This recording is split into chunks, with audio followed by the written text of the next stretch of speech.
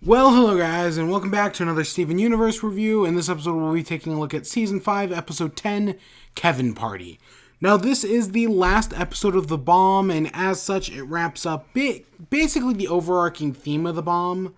Because that's what's always nice about these bombs, is usually the arc that starts off in the first episode ends by the last episode, so they never overstay their welcome, and you can enjoy them while they're going on, but you don't have to worry about it. And even after the bomb ends, we won't still be worrying about that arc. It's got a conclusion, even if the larger story hasn't concluded. Because right when you're like, yeah, I'm pretty good with what's going on here, it feels like all the other lines have been wrapped up, then they wrap up the main arc, right? These bombs are usually the right length to get what they need to across. So, Kevin Party, it's a fine episode, right? I've definitely seen worse. I've seen more fillery episodes. Basically, it's not the highest point, but it's like the second highest point in the bomb. So let's get into it. It starts off Steven hanging posters about how Lion's gone missing. I remember when we first saw this at, I want to say Comic-Con. It may have been somewhere else. When we saw the Lion's missing posters, I was like, oh my god, what? Is he going to lose access to Lion? Are we just going to waste some more goddamn time? And I mean, we kinda did, but it's not nearly as bad as I was suspecting. But Kevin shows up, and he goes to invite Steven to the party, because he's trying to throw the most kick-ass party ever, and it will only be the most kick-ass party ever if he has the most kick-ass person, Stevonnie. And to get Stevonnie there, you have to get both Steven and Connie there. So there's this sort of self-awareness with Kevin, where even though he's kind of an asshole, he gets it. He knows what he needs to do. And even though he doesn't like Steven, and he knows Steven doesn't like him back, he's got things he can gain by getting them both there. So he's kind of smart in that aspect. Actually, we'll get to that.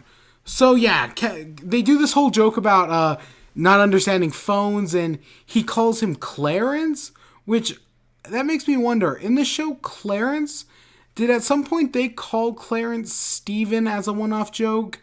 Because then I would be kind of impressed if they did that. I don't know. I don't watch that show, and I have no plan to ever watch that show. But yeah, Steven goes to Kevin's party, and Kevin has this whole dream about, oh, this will be the greatest party ever. Their last words will be, Kevin throws great parties. It's just developing Kevin, which is really interesting because it's not something I thought this show would do. But Steven sees Connie, and they kind of freeze up for a minute, and he goes to talk to her, but he just kind of spills his guts. He kind of ruins everything. He doesn't actually talk to her, but he's a leaky faucet, right? Of course he's going to screw up and do it. But Kevin, in his self-awareness, realizes, if I'm going to get Stevonnie here, I have to get the two of them back together. Again, it's a very smart and self-aware move. But on top of that, they actually do a good job at sympathizing Kevin.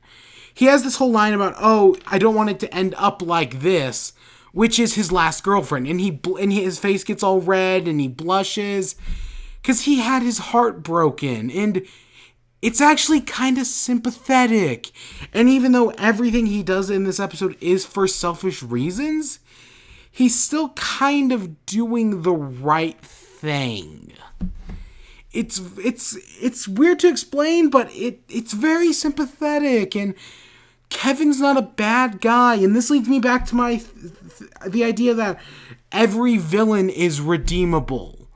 And that the message of, hey, maybe we shouldn't redeem every villain, which is one of the arguments against Jasper, can go fuck itself. Any villain can be redeemed. If Kevin can be redeemed, Jasper can be redeemed. God damn it. That better be happening after the next time this show comes back. I want it so much. It's been so long. And they just keep squandering their best character. But back on topic.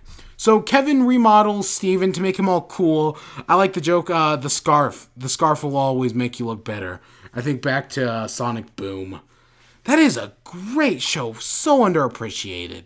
From what I can tell, it may have gained up popularity at some point, but oh god, that show's so great. But Steven has to act all cool, right? He does that whole... It's different from, like, the cool kids that we saw in the last episode. It's kind of a more artificial cool, right? Like the stereotypical popular cool. And so Steven's trying to play it off with them. And eventually he goes and confronts Connie.